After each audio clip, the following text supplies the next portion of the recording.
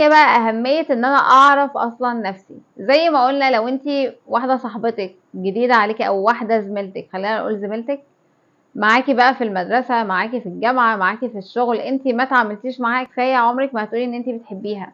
يعني حتى ولنفرض مثلا ان انتوا يعني عارفين بعض بقالكوا شهر، هاجي اقول لك بتحبيها، سؤال عميق وكبير. او انت عارفاها كويس، هتقولي لا انا لسه عارفاها، ما اعرفهاش. فبتبقي محتاجة يعني معايشة، أو محتاجة إن أنتِ تعرفيها وقت كفاية علشان تقولي فعلًا أيوه أنا باحبها بكل ثقة. يعني خلّونا برضه أول حاجة خالص، لو أنتِ ما تعرفيهاش، عمرِك ما اتعاملتِ معاها، تقولي لأ ما أعرفهاش على طول. لو أنتِ اتعاملتِ معاها شوية، تقولي هو أنا اتعاملت معاها شوية بس لسه مش عارفاها أوي، بس شكلها لذيذة. فنفس الكلام بقى مع نفسِك، أنتِ لو مش عارفة نفسِك كفاية، هتبقي مش بتحبي نفسِك كفاية، فكل ما بتعرفي نفسِك، كل ما بتحبي نفسِك أكتر. اللي هو جو إيه، علاقة طردية. انا هحب نفسي اكتر، يبقى انا كده عارفه نفسي اكتر. فاحنا دلوقتي عايزين نشتغل ان انا اعرف نفسي كفايه. طيب ازاي هعرف نفسي كفايه؟ ازيكم عاملين ايه؟ لو اول مره بتشوفوني، انا هدير عزام.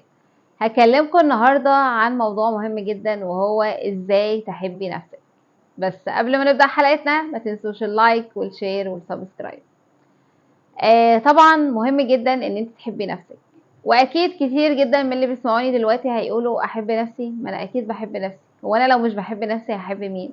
بس طبعا الاجابه مش كله بيحب نفسه. في ناس كتيره جدا فاكره ان هي بتحب نفسها، وبيطلع ان هي اصلا ما بتحبش نفسها خالص.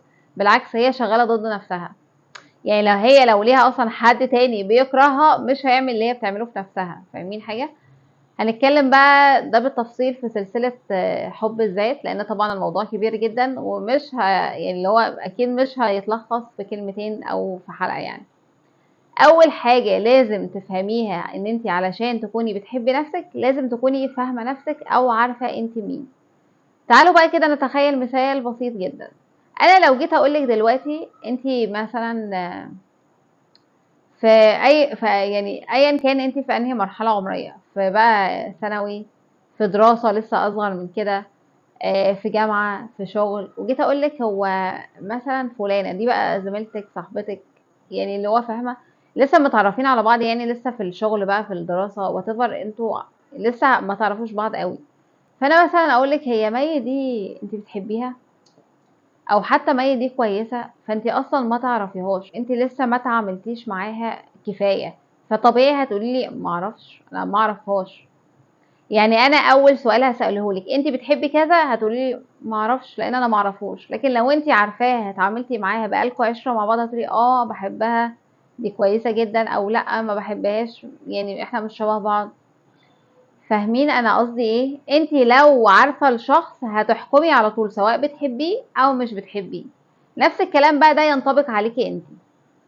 لو انا دلوقتي عارفاني او عارفه نفسي، فاهمه انا مين، انا طبعا هقول اه بحبني. فعشان بس قبل ما البنات تقول اكيد انا بحب نفسي، لا، انت لازم بقى تشوفي انت عارفه انت مين، انت عارفه كل حاجه عن نفسك. وطبعا احنا في حاجات كتيره جدا مع الوقت بنكتشفها، يعني مفيش حد بيتولد عارف نفسه.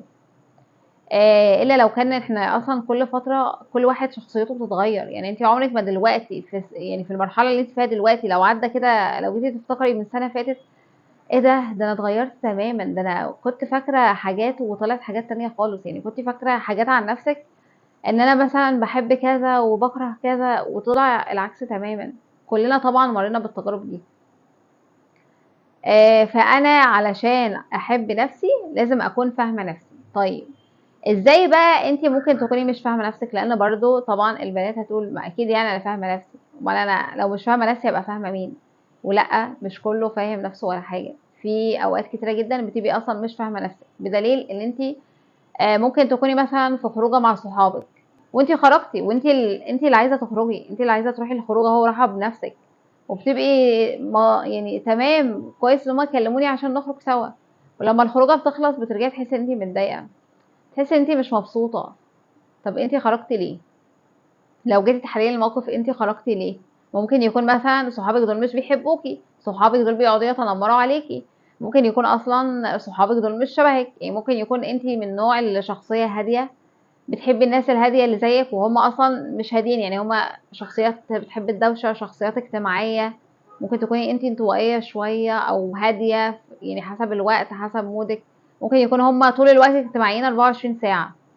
يعني كام حد مننا كان يبقى مثلا ايه، طبعا الموقف ده كلنا تعرضنا له واحنا في الجامعه، تكوني ماشيه مع واحده صاحبتك، هي تكون اجتماعيه جدا جدا جدا، لدرجه ان احنا واحنا ماشيين اللي هو بين المحاضرات كل حد بتقابله في السكه، تعرفه ما تعرفوش، توقفه تتعرف عليه تتصاحب عليه.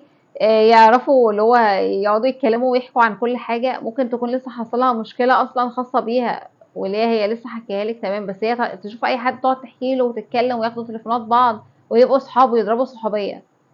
في ناس من النوع الاجتماعيه جدا جدا، فهي انت مثلا ممكن تكوني شخصيه مش اجتماعيه، فانت حاطه نفسك مع الناس اللي مش شبهك، فطبيعي بعد الخروجه ما بتخلص بتحسي ان انت لا انا متضايقه، ما هو انا مش شبههم. انت بقى بتبقي مش فاهمه ده حاصل ليه، ما هو انت مش فاهمه، فده معناه ان انت مش فاهمه نفسك. فعشان بس ايه يا بنات تكونوا فاهمين انا قصدي ايه، فاهمه نفسك معناه ان انت تكوني كل تصرف فاهمه ده بيحصل ليه. طب انا ليه هنا كنت متضايقه، انا ليه هنا كنت مبسوطه. طبعا الموضوع محتاج تحليل ومحتاج هدوء، وان انت تقعدي بقى تراقبي نفسك وتراقبي تصرفاتك وهكذا. ومش لازم تكوني فاهمة نفسك 100%. يعني احنا عموما يعني احنا في الحياة او عايشين في الرحلة دي علشان كل يوم بنفهم نفسنا اكتر، كل يوم بنكتشف نفسنا اكتر. المهم لو انت مثلا زي ما قلنا شخصية من النوع اللي هادية، فالمفروض لو انت مصاحبة ناس اجتماعية اوفر جدا جدا عنك، فطبيعي انتوا كده مش شبه بعض، مش هتحسي ان انت مبسوطة. تحاولي تشوفي ناس تكون شبهك، والعكس صحيح. انا لو شخصية اجتماعية وتوكتيف طول الوقت وبتكلم وبحب اتكلم ومش عارفه ايه، واصاحب على ده واعرف ده، ومعايا مثلا حد تاني انطوائي، ما انا هبقى متضايقه، هبقى شايفه ان ايه ده، هو عامل كده ليه. فاهمين قصدي؟ يعني الموضوع بيجي على الاتنين. لو انت انطوائيه مع حد اجتماعي اوفر قوي، او حد اجتماعي بس، هتحسي ان انت لا ده مش انا. الاجتماعي هيحس كده برضو مع التاني. فاول حاجه لازم تكوني عارفه انت انهي شخصيه، وتكوني مع الناس اللي شبهك. علشان كتير مننا بيخرج خروجه وبعد ما يرجع يحس ان هو متضايق. يعني ممكن تكوني خرجتي في نفس المكان، رحتوا مثلا كافيه معين او خرجتي في النادي مع ناس تانية ورحتي نفس المكان، او ممكن يكون كمان مكان تاني انت مش حباه وتحسي ان انت راجعه مبسوطه جدا، انا مبسوطه. فاهمين؟ فده طبعا بينطبق على الناس، بينطبق على الصحبه اللي معاكي، بينطبق على الكلام اللي بتقعدوا تتكلموا فيه. ما ممكن بقى تكوني اصلا انت حاطه نفسك مع ناس بتقعد تتنمر عليكي، ناس مش بتحبك اساسا. ما ده معناه ان انت طبعا يعني انت كده بتدمري نفسك، انت كده اصلا ما بتحبيش نفسك بربع جنيه. فما حدش بقى يجي يقول ايوه انا بحب نفسي، ايوه انا مش عارفه ايه، وهو اصلا مش واخد باله من كل الكلام ده. وانت اصلا مع ناس ما بتحبكيش، مع ناس كل ما تخرجي معاها بتحسي ان انت متضايقه، مع ناس بتقعد تتنمر عليكي. طب انت ازاي بتحبي نفسك؟ فاهمين؟ فدي نقطه من النقط.